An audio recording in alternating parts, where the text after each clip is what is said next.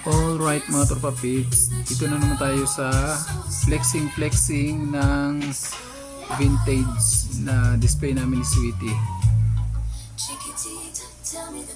Hindi yan.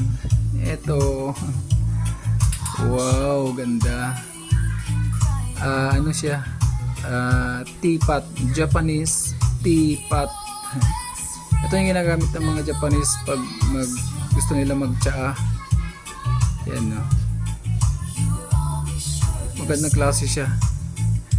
Number 1 kasi sa mga gumagawa ng porcelain tsaka mga ceramics, yung China tsaka Japan. Yan, yung dalawa na yan talagang paparigsahan sa paggawa ng magandang porcelain tulad nito. Isa-isayin natin mga topapits para makita nyo kung gaano kaganda. Kaya na natin yung volume.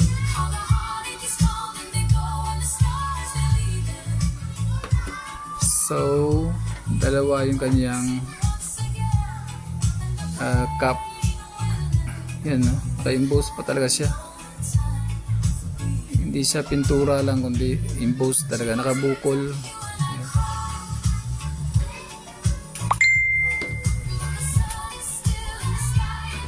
Yan. Hindi katulad sa iba kasi drawing lang eh. Ito, naka-emboss to. Yan. So ganun din doon sa kabila. So ito naman yung pinaka latito niya. Cute, oh. Yun, oh. Pati yung dito sa likod, ano din, naka-emboss din yung bukol-bukol din yung ano niya. Ayan. Wow, kaganda. So ano siya, 7 piraso yung plate niya. 1, 2, 3, 4, 5, 6, 7. So dito tayo sa kanyang takuri. Pitchel. Yan.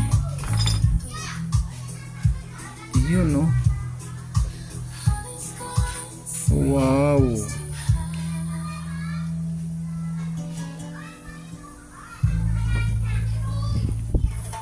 Ganda talaga.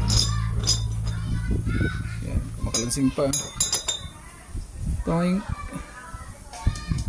Ayan yung loob niya. Ito yung kanyang takip. Yan, naka-emboss din yung takip niya. Para siyang strawberry.